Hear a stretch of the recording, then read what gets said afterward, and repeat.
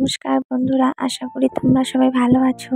আমরাও ভালো আছি। তো দেখো, আজকে চলে এসেছি আর একটা নতুন ভিডিও নিয়ে। ভিডিওটা একটু অন্যরকম। আজকে তোমাদের সাথে শেয়ার করবো আমি কিভাবে আমার রান্নাঘরটা গুছিয়ে রাখি, পরিষ্কার করে ভালো করে গুছিয়ে রাখি। তো দেখো, প্রথমেই আমি কৌটাগুলো নামিয়ে নিয়েছি। তো এখন আমি ভালো করে সব কৌটাগুলো মুছে নেব। মুড়ির কৌটাটা মুছে নিলাম। এখন এই তো বিস্কুটের কৌটাটাও যে ভালো করে মুছে নেব। এর ভিতরে চিরা ছিল, সেগুলো বের করে নিলাম। তারপরে কৌটাটা ভালো করে মুছে নিচ্ছি। কিছুটা বিস্কুটের গুঁড়াও ছিল, সেটাও ফেলে দিলাম। দেখো, তেলের কৌটা আর যা যা কৌটা আছে ওইখানে, এটাও নামিয়ে নেব। নামানোর পরে ভালো করে প্লাইটা ভালো করে মুছে নেব। ভিজা কাপড় দিয়ে মুছে তারপরে শুকনো কাপড় দিয়ে মুছে নেব। কয়দিন পর পরই আমি রান্নাঘরটা এইভাবে পরিষ্কার করে নিই।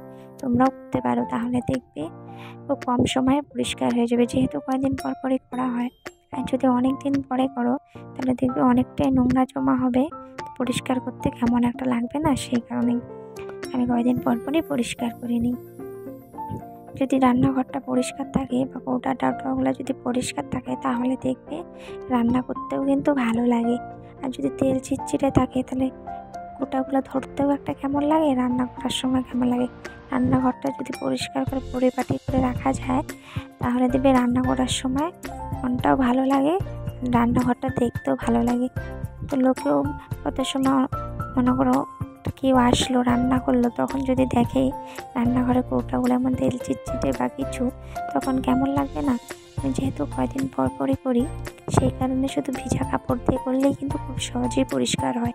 আর কি করি বলো তো, এটা তোমরাও করতে পারো। যখনই যেই কৌটাটার জিনিসটা খালি হয়ে যাবে, ভাববে না যে সব একবারে ধোবো, সেটা কিন্তু হয় না। যখন যেইটা একদম খালি হবে, সেটা তুমি কি করবে, সাথে সাথে ধুয়ে নেবে। তাহলে দেখবে একটা একটা করে এইভাবে সবগুলোই কিন্তু ধোয়া হয়ে যাবে। আর যখন দেখবে একটু একটু নোংরা হচ্ছে, তখন এই ভিজে কাপড় দিয়ে ভালো করে আগে মুছে নেবে, তারপরে শুকনো কাপড় দিয়ে মুছে নেবে। দেখো, আমার সব কিছু মোছা হয়ে গিয়েছে। ওই কৌটাটার মধ্যে আচার ছিল, তো ওই কৌটাটা আমি ধুয়ে দেবো। আচারটা শেষ হয়ে গিয়েছে, বিকালে আমি আচার বানাবো, সেটা বলবো।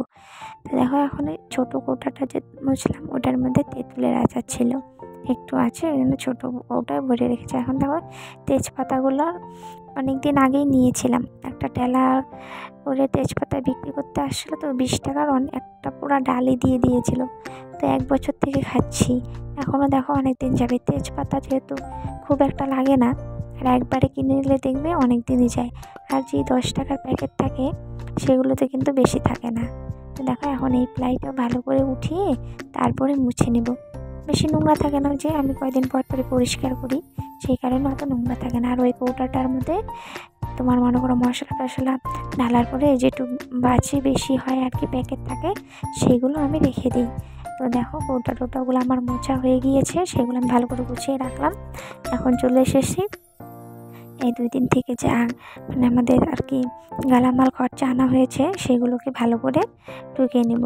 যে কটা প্রয়োজন আর কি শেষ হয়ে গেছে, ওগুলোই ভরে নেবো। আর বাদ বাকিগুলো আমি হাঁড়ির ভিতরে ভালো করে রেখে দিই। দেখো, এখন এই যে গোটা জিরেটা ভরে নিলাম। এই কোটাটার মধ্যেই না আমি সমস্ত কিছু রাখি।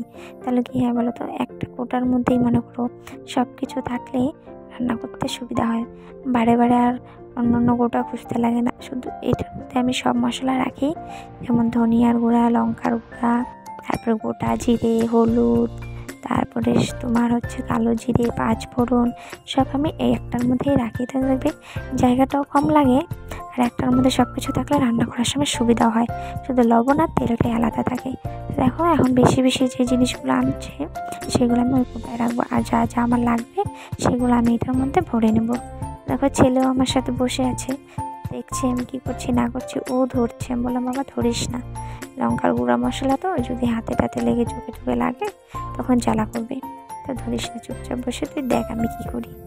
কিন্তু কত সময় টানছে, আবার কত সময় চুপচাপ বসে থাকছে, বলছে না টানেন। আর দেখো, লঙ্কার গুঁড়ো ঢালার পরে এত হাঁচি পাচ্ছে, মানে আমারও ছেলেরও।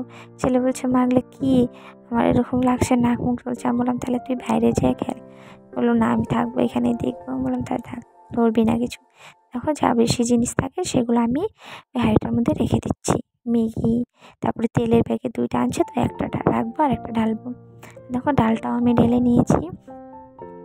তো এরপরে আর কি মশলা টশলাগুলো ঢালার পরে ঘরটা ঝাড়ু দিয়ে ঘর মুছে তারপরে রান্না বসাবো। তার আগে পূজা দেব, তারপর ছেলেকে কিছু খাওয়াবো, রান্না করব, ছেলেকে চান করাবো। তো সকাল সকালে এই কাজগুলো সেরে নিচ্ছি। রান্নার পরে না করতে ইচ্ছা করে না, রান্নার পরে খাওয়া দাওয়ার পরে মনে একটু শুই। দেখো আমার মশলা টশলা করা কিন্তু গোছানো হয়ে গিয়েছে। এটার মধ্যে ছেলে সুজি টুজি রাখবো, চাপাতা টাপাতাগুলো ভালো করে ঢালবো। তো ছোটো প্যাকেটে আনছি, বড় প্যাকেটের কথা তো খুবই ভুলে গিয়েছি, সেই কারণে ছোটো একটা আমি পাশের দোকান থেকে আনলাম। সেটাই ভালো না চাপাতাটা, জানো তো, একটু কালার আসে না। তো আমরা যেটা খাই ওই চাপাতাটা খুঁজছিলাম ওই দোকানে, কিন্তু পেলাম না, সেই কারণে এটাই নিয়ে আসছি। পরে যখন ওই বাজারে যাবে তখন নিয়ে আসবে। এখন জিরাটাও ভালো, জিরাটাও ঢেলে নেব, মুড়িটাও ঢালবো। ছেলেকে বললাম তুই মুড়ি কিনতে বাবা একটু এনে দিবি। তো তোমরা বলো আমার ভিডিওগুলো কেমন লাগে, কমেন্টে বলো। আমি নতুন তো, যদি কিছু ভুল করি তো তোমরা বলো, সেটাকে ঠিক করে নেওয়ার চেষ্টা করবো। তো দেখো জিরাটা আমরা জিরাটা বেশি ঝাঁকিয়ে নিচ্ছি, তাহলে জিরাটা আর কি হবে, নাহলে হচ্ছেই না, সেই কারণে একটু ঝাঁকাই নিলাম। এখন দেখো জিরা টিরা ভরে নিয়ে তার আরও যা যা আছে সব কিছু ভালো করে ভরে নেব। এই আমুল, তারপরে চিনি, এগুলো ভরে নেব। চিনিটাও ভরে নিচ্ছি। আর কদিন থেকে আমাদের এখানে এত বৃষ্টি হচ্ছে যে আমি কৌটাগুলো ধুয়ে দিয়েছিলাম, কিন্তু ভালো মতো শুকাচ্ছে না, সেই কারণেই আমি কাপড় দিয়ে ভালো করে মুছে নিলাম। বাইরে দিচ্ছি ঠিকই, 2 মিনিট পরে দেখছি আবার বৃষ্টি আসছে, আবার ঘরে নিয়ে আসছে। দেখো ছেলেকে বলছিলাম যে মুড়ির দামটা, বিস্কুটের দামটা এনে দিতে, ওই সেগুলোই আনছি। সময় জানো তো কথা শুনে, কত সময় আছে কথা শুনে না, ছোটো বাচ্চা তো বোঝে না, যখন মর্জি হয় করে, যখন মর্জি হয় না করে না। তো দেখো আমি চিনিটাও ঢেলে নিলাম, এরপরে যা বাদ বাকি চিনি থাকবে সেগুলো আর কি হাঁড়িটার মধ্যে রেখে দেবো, পরে যখন শেষ হবে তখন আবার করে নেবো। তো ওই দেখি ফুচকা এনেছে, ফুচকাটা বানাবো, রেডিমেড ফুচকা, শুধু তেঁতুল জলটা বানালেই আর আলু সিদ্ধটা মাখবো। আর এই ফুচকাটা তেলে দিলে কিন্তু খুব সুন্দর ফুলে, তেঁতুল নাই নাহলে বানাতাম, যেদিন তেঁতুল আনবে সেদিন বানাবো, তোমাদের সাথে শেয়ার করবো কীভাবে আমি ফুচকা বানাই। তো দেখো চিনিটা আমার একটু বেশি ঢালা হয়ে গিয়েছিলো, সেই কারণে মুখাটা লাগছে না। তো ছেলে বলছে মা আমাকে একটু চিনি দাও, বলো আমার চিনি খাওয়া তো ভালো না, পেটে ব্যথা করবে, বলছে মা একটু দাও, বলছে না মা একটু হবে না, আর একটু দাম। বলো না বাবা পরে খাস, আবার বেশি খেলে না পেটে ব্যথা করবে। তো দেখো এখন বিস্কুটটাও ঢেলে নেব। খুঁজেই পাচ্ছি না যে আমি কৌটোগুলো কোথায় রেখেছি, উপরেই আছে। দেখো আমি ভিডিওতে এখন ভয়েস দেওয়ার সময় দেখলাম। দেখো আমার মশলা টশলা সমস্ত কিছু গোছানো শেষ, ছেলে আবার ঢেকে দিল। এখন এই তো ছেলের বিস্কুটটাও কৌটার মধ্যে ভরে নেব। ছেলে আমার মেরি বিস্কুট খায় তো দুধ দিয়ে, সেই কারণে ওর জন্য মেরি বিস্কুটটা আমি একটু বেশি করে আনি, সন্ধ্যার দিকে খাই। সকাল ও দুধ বিস্কুট যখনই দিবে তখনই খাবে, না নেই ভাত খাওয়ার সময় যদি বলো ভাত না খেয়ে দুধ বিস্কুট খাও, সেটাও খাবে। দেখো এই গোটাগুলো ধুয়ে দিয়েছিলাম, এগুলো আমুলগুলো ভালো করে ঢেলে নেব। আর ওই যে দেখতে পাচ্ছ রান্নাঘরের উপরে যে লাল কালারের একটা, সেটাও আমি সেদিন রাত্রেবেলা যত কৌটা ছিল র্যাকটা সমস্ত কিছু ভালো করে ধুয়ে নিয়েছি রাত্রে, সেটা তোমাদের সাথে শেয়ার করা হয়নি। এখন দেখো আমুলটা ঢেলে নিচ্ছে। আমুলটা ঢালার সময় ছেলে কি বলছিল ওর দিকে তাকিয়েছিলাম তো একটু, দেখো আমুল অনেকটাই পড়ে গিয়েছে। এখন এটার মুখাটাও আমি খুঁজে পাচ্ছি না, ওইবার রেখে দিয়েছি যে ঠিক আছে পরে লাগাবো। আর এই জগটার মধ্যেও কিছু রাখি, এটা এখন ভেবেই পাচ্ছি না কি রাখবো, এই কারণে জগটা এমনি রাখলাম, যখন মনে পড়বে তখন এই জগের মধ্যে কিছু একটা রাখবো। তখন প্রায় আমার সমস্ত কিছু গোছানো হয়ে গিয়েছে, এখন সবগুলো কী করবো জায়গা মতো রেখে দেবো।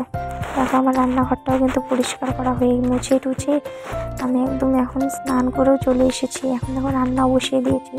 তো আজকের ভিডিওটা এই পর্যন্ত, যদি ভালো লাগে তো আমার চ্যানেল